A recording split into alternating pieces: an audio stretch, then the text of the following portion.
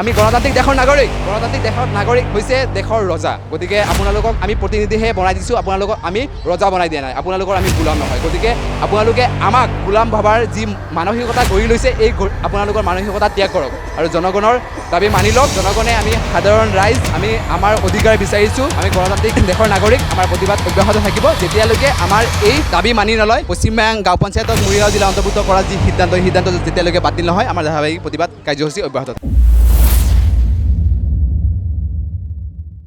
নমস্কাৰ। এই মুহূৰ্তত আমাৰ লগত আছে পশ্চিম মায়ং সুৰক্ষা মঞ্চৰ মুখ্য সংগঠক সুজন চৰকাৰ। তেখেতৰ অতি মূল্যৱান বক্তব্য, এই বিষয়ে বক্তব্য দিবলৈ মই অনুৰোধ জনাইছোঁ আৰু আগত কাৰ্যসূচীসমূহ আমাৰ ৰাইজৰ আগত দাঙি ধৰিবলৈ মই অনুৰোধ জনাইছোঁ। আপোনালোকক ধন্যবাদ জ্ঞাপন কৰিছোঁ যে আপোনালোকে এই বিপদৰ সময়ত আমাৰ ৰাইজৰ মনোভাৱ আপোনালোকৰ মাধ্যমৰ জৰিয়তে প্ৰকাশ কৰাৰ ব্যৱস্থা কৰিছে। চাওক, আমি পশ্চিমবাংবাসী ৰাইজ একেবাৰে সহজ সৰল। বিশেষকৈ আমাৰ পশ্চিমবাং অঞ্চলৰ 90% মানুহ কৃষিজীৱী, মৎস্যজীৱী মানুহ। চ' সাধাৰণ মানুহে ইমান বেছি মানে আপোনাৰ কিবা ক্ৰিটিকেল বস্তু বুজি নাপায়। কিন্তু এই সুবিধাৰ সুযোগ ল'লে আমাৰ স্থানীয় বিধায়ক তথা আমাৰ যিসকল পশ্চিমবাং অঞ্চলৰ সাহসীয় দলৰ পানী নেতা আছে, তেওঁলোকে এই সুবিধাৰ সুযোগ লৈ বিগত 2022 চনৰ 31 ডিচেম্বৰত এক অসম চৰকাৰৰ গেজেট নটিফিকেশ্যনৰ থ্ৰু দি আমাৰ পশ্চিমবাং গাঁও পঞ্চায়তক কামৰূপ মহানগৰ জিলাৰ পৰা মৰিগাঁও ঠেলি দিয়াৰ এক সিদ্ধান্ত তথা লগতে গেজেট নটিফিকেশ্যন ওলায়। সেই নটিফিকেশ্যন ওলোৱাৰ লগে লগে আমি পশ্চিমবাং অঞ্চলৰ স্থানীয় যিসকল সচেতন ব্যক্তি, সেই সচেতন ব্যক্তিসকলে এই নটিফিকেশ্যনখন পোৱাৰ লগে লগে আমি আতংকিত হৈ এই নটিফিকেশ্যনৰ এগেইনষ্টে আমি প্ৰতিবাদী সভা আহ্বান কৰাৰ ব্যৱস্থা কৰোঁ। সেই প্ৰতিবাদী সভা আহ্বান কৰাৰ প্ৰাক মুহূৰ্তত আমাৰ স্থানীয় বিধায়ক মহোদয়ে আমাৰ গোটেই ব্যৱস্থাটোক তেখেতে হস্তক্ষেপ কৰি তেখেতে আমাৰ ৰাইজক এক 40জনীয়া এক 20জনীয়া ৰাইজৰ দল এটা তেখেতৰ কাৰ্যালয়লৈ গৈছিলে। তাত তেখেতে প্ৰতিশ্ৰুতি দিছিলে যে আমি 6 মাহৰ ভিতৰত আপোনালোকক মৰিগাঁৱৰ জিলাৰ পৰা কামৰূপলৈ পুনৰাই লৈ আহিম। ৰাইজে তেখেতৰ এই বেকুবাওনা শুনি, তেখেতৰ এই মিছা প্ৰতিশ্ৰুতি শুনি আমাৰ সাধাৰণ ৰাইজে সেই গোটেই বিষয়বস্তুটো মানি আহি গ'ল। কিন্তু আহি যোৱাৰ পিছত গোটেই বিষয়বস্তুটো তেনেকুৱাই থাকি গ'ল। আপোনালোকে নিশ্চয় গম পায় যে খিচিৰি যিটো হয়, এই খিচিৰি খোৱা খাদ্য বস্তুটো গৰম খাব নোৱাৰি।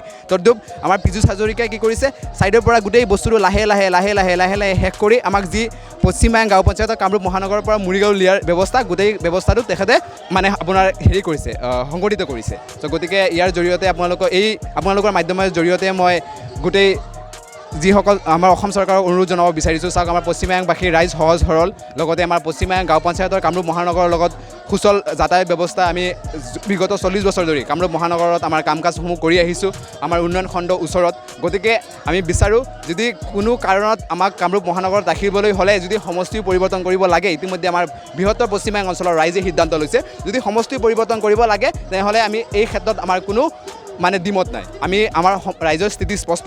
বিগত আপোনাৰ 5 আগষ্টত পশ্চিমবাং গাঁও পঞ্চায়ত কামৰূপ মহানগৰ জিলা প্ৰশাসনৰ দ্বাৰা এক গাঁও সভা আহ্বান কৰা হৈছিল। সেই গাঁও সভাত আপোনাৰ 100% ৰাইজৰ সন্মতিক্ৰমে এক প্ৰস্তাৱ গ্ৰহণ কৰা হয়। সেই প্ৰস্তাৱখন আমি ইতিমধ্যে পঠিয়াইছোঁ। এতিয়া আপোনালোকে চাব যে যোৱাকালি এটা নিউজ চেনেলত আমাৰ পঞ্চায়ত গাঁও উন্নয়ন বিভাগৰ মন্ত্ৰী ৰঞ্জিত কুমাৰ দাস দেৱে তেখেতে কৈছে যে আমি প্ৰতিবাদবোৰ এনেই কৰিছোঁ, আমি প্ৰশাসনক জনাব লাগে। আৰু মন্ত্ৰী মহোদয় আপোনাক ক'ব বিচাৰিছোঁ যে আমি পশ্চিমবাংবাসী ৰাইজে বিগত 1 বছৰ নমাহ ধৰি গোটেই কাৰ্যক্ৰমক লৈ ক'ত যোৱা নাই, আপোনাৰ কাৰ্যালয়ত গৈও আমি মেমৰেণ্ডাম দি থৈ আহিছোঁ, মুখ্যমন্ত্ৰী মহোদয়ৰ কাৰ্যালয়ত গৈও মেমৰেণ্ডাম দি থৈ আহিছোঁ। তাৰপিছত আপোনালোকে এই সিদ্ধান্ত গ্ৰহণ কৰিছে। গতিকে যাই কি নহওক, আপোনালোকে যেনেকৈ কৈছে আমি আটাইবোৰ কমনিকা চলাই গৈ আছোঁ। লগতে আমাৰ এই ধাৰাবাহিক প্ৰতিবাদী কাৰ্যসূচী অব্যাহত থাকিব। কাৰণ আমাৰ পশ্চিমবাং ৰাইজক ভেকুৱানা কৰি এই চৰকাৰখনে মাত্ৰ পশ্চিমবাং গাঁও পঞ্চায়তখনক কামৰূপ মহানগৰৰ পৰা মৰিগাঁৱলৈ ঠেলি দিয়া নাই। যিখন পবিতৰা বনাঞ্চল আছিলে, সেই পবিতৰা বনাঞ্চলক এতিয়া পবিতৰা অভয়াৰণ্যলৈ আপগ্ৰেড কৰিবলৈ বৰ্তমানৰ চৰকাৰখনে পশ্চিমবাং গাঁও পঞ্চায়তৰ সাধাৰণ কৃষিজীৱী মানুহৰ কৃষিভূমি কাঢ়ি লোৱাৰ এক ষড়যন্ত্ৰ ৰচিছে।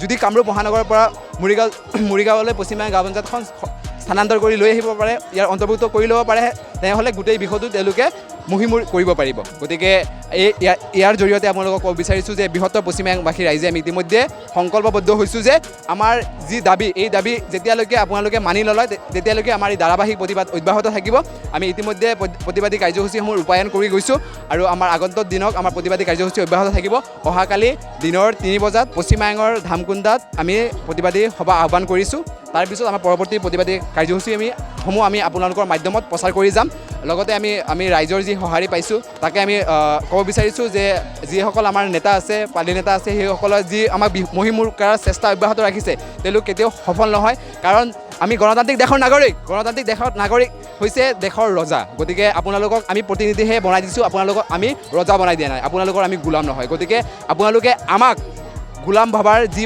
মানসিকতা গঢ়ি লৈছে এই আপোনালোকৰ মানসিকতা ত্যাগ কৰক আৰু জনগণৰ দাবী মানি লওক জনগণে আমি সাধাৰণ ৰাইজ আমি আমাৰ অধিকাৰ বিচাৰিছোঁ আমি গণতান্ত্ৰিক দেশৰ নাগৰিক আমাৰ প্ৰতিবাদ অব্যাহত থাকিব যেতিয়ালৈকে আমাৰ এই দাবী মানি নলয় পশ্চিমবাং গাঁও পঞ্চায়তক মৰিগাঁও জিলা অন্তৰ্ভুক্ত কৰা যি সিদ্ধান্ত এই সিদ্ধান্ত যেতিয়ালৈকে বাতিল নহয় আমাৰ ধাৰাবাহিক প্ৰতিবাদ কাৰ্যসূচী অব্যাহত থাকিব ধন্যবাদ